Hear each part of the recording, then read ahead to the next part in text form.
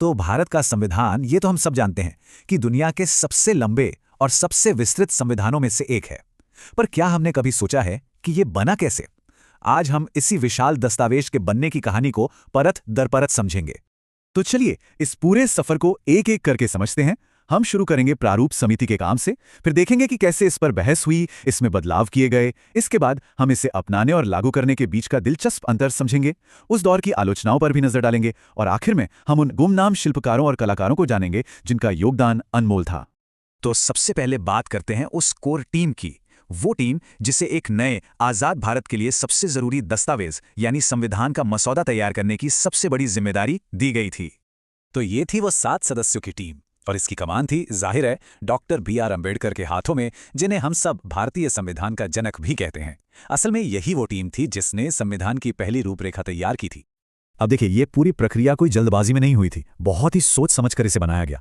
समिति ने क्या किया, उन्होंने करीब 60 देशों के संविधानों को पढ़ा, उनको समझा, फिर एक पहला मसौदा तैयार किया और सबसे जरूरी बात, इसे सीधे लागू नहीं कर दिया, इसे भारत की जनता के सामने रखा गया पूरे 8 महीने के लिए, ताकि लोग इस पर चर्चा करें, अपनी राय दें और इन सभी सुझावों को शामिल करने के बाद ही दूसरा और आखिरी मसौदा तैयार हुआ।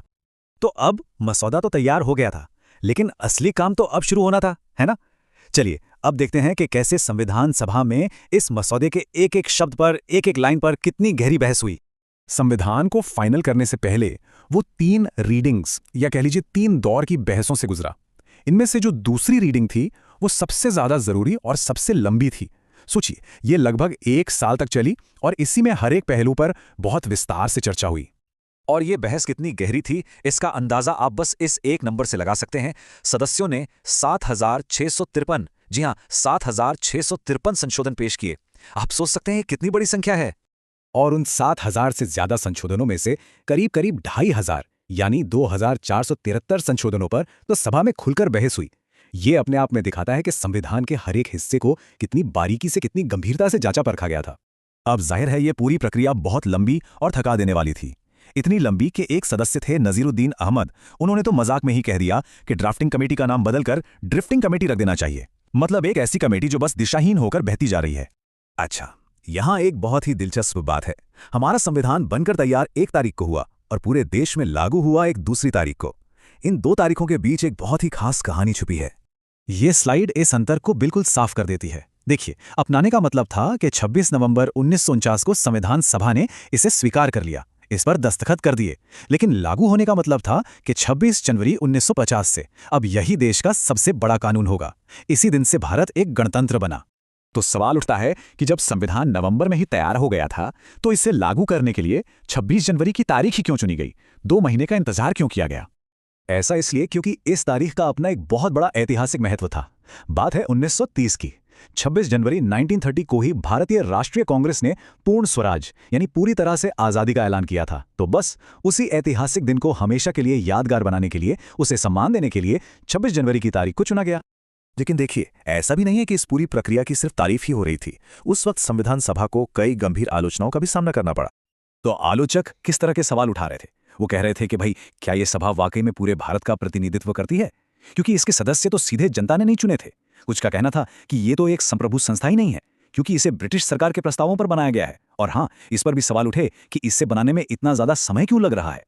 एक और बड़ी आलोचना कांग्रेस पार्टी के प्रभुत्व को लेकर थी। सभा में ज्यादातर सदस्य कांग्रेस के ही थे। इसी बात पर एक ब्रिटिश विशेषज्ञ ग्रैनविल ऑस्टिन ने एक बहुत मशहूर बात कही थी, सभा कांग्रेस थी और कांग्रेस ही भारत थी। लेकिन इस पूरी कहानी के हीरो सिर्फ संविधान सभा के सदस्य ही नहीं थे। पर्दे के पीछे भी ऐसे कई लोग थे जिनका योगदान बहुत ज्यादा महत्वपूर्ण था, लेकिन अक्सर हम उनके बारे में बात नहीं करते। इनमें से एक थे सर B.N. राव। ये संवैधानिक सलाहकार थे। आप समझिए कि जो पहला कच्चा मसौदा था जिस पर पूरी ड्राफ्टिंग कमेटी ने काम किया, वो सर B.N. राव ने ही तैयार किया था। उन्होंने एक तरह से नींव रखी थी। और क्या आप जानते हैं कि हमारा मूल संविधान किसी मशीन से टाइप नहीं हुआ था? वो एक कलाकृति है। इसे अपने हाथों से बहुत ही सुंदर इटैलिक लिखावट में लिखा था प्रेम बिहारी नारायण रायजादा ने। और सिर्फ लिखा ही नहीं गया, उसे सजाया भी गया। शांति निकेतन के एक बहुत प्रसिद्ध कलाकार नंदलाल बोस और उनके छात्रों ने संविधान की मूल प्रति के हर एक पन्ने को अपनी खूबसूरत कला से सजाया था। तो हमने देखा कि संविधान का बनना सिर्फ कुछ कानून लिखने की प्रक्रिया नहीं थी। ये एक तरह से एक नए राष्ट्र की आत्मा को गढ़ने जैसा था। चाहे वो लंबी बहसें हों या फिर तीखी आलोचनाएं, हर चीज ने इसे आकार दिया। और ये हमें आज एक जरूरी सवाल पर छोड़ जाता है।